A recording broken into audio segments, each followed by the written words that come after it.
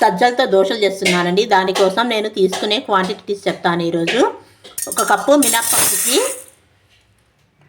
2 కప్పుల సజ్జలు వేయాలి. 1 కప్పు రైస్, అంటే రైస్ వేయడం వల్ల దోశలు మంచిగా వస్తాయి. అచ్చంగా సజ్జలతోనే అయితే కొంచెం చేదు అనిపిస్తుంది. రైస్ వేసామనుకోండి టేస్ట్ చాలా బాగుంటుంది. ఈ స్పూన్తో 1 స్పూన్ సగ్గుబియ్యం, ఇదే స్పూన్తో 1 కప్పు శనగ పప్పు అండి, 1 టీ స్పూన్ అంతా మెంతులండి, 1 టేబుల్ స్పూన్ అంతా అటుకులు. ఇప్పుడు దీన్ని ఒక 3 టైమ్స్ లేదా 2 టైమ్స్ మంచిగా వాష్ చేసుకొని ఒక 6 అవర్స్ నానబెట్టాలండి. అప్పుడు మనం పిండి పట్టుకోవాలి. చూడండి, నేనైతే 3 టైమ్స్ వాష్ చేశాను. ఇప్పుడు ఫుల్గా వాటర్ వేసేసి ఒక 6 అవర్స్ నాననిద్దాము.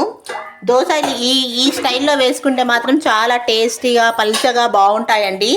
సగ్గుబియ్యం, అటుకులు, మెంతులు, శనగపప్పు కూడా కలిపితే సూపర్గా ఉంటుంది.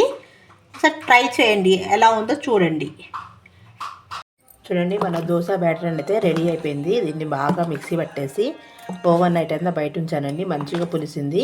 ఇప్పుడు ఇందులో టేస్ట్ సరిపడా సాల్ట్ కలిపేసి దోశలు వేసుకోవడమే. చూడండి, మన దోశ పిండి కూడా రెడీ అయిపోయింది. చట్నీ కూడా రెడీ. ఇప్పుడు దోశలు వేసేద్దాం. ఇప్పుడు దోశలు వేసేసుకుందామండి.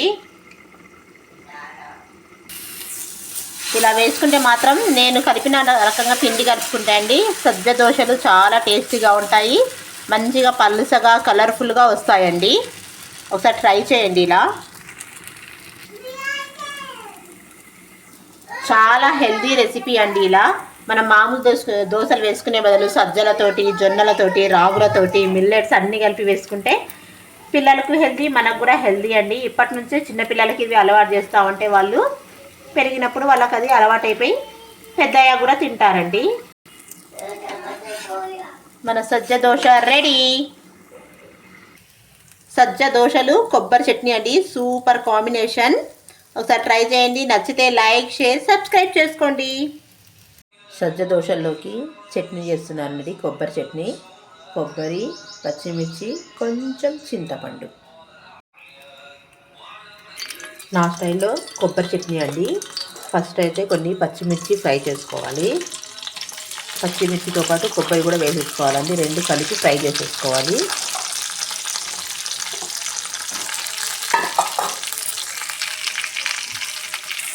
కొంచెం లైట్గా ఫ్రై చేసుకోవాలండి. ఎక్కువ ఇది ఫ్రై అవ్వనివ్వద్దు. ఎక్కువ ఫ్రై అయితే టేస్ట్ ఉండదు పచ్చడి. లైట్ ఫ్రై చేసుకోవాలి. ఇందులోకి కొంచెం జీలకర్ర, కొంచెం వెల్లుల్లి వేసేసుకోవాలండి. చాలు ఇలా ఫ్రై అయితే. ఇది తీసేసి మనం మిక్సీ పట్టేసుకుందాం. ఇప్పుడు ఇందులోకి టేస్ట్ సరిపడా సాల్ట్ వేసేద్దాం. కొంచెం చింతపండు,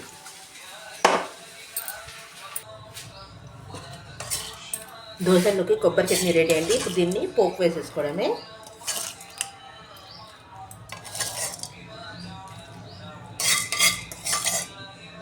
చూడండి, పోపు వేసేసాను. ఇప్పుడు మనం చట్నీ రెడీ అయిపోయిందండి.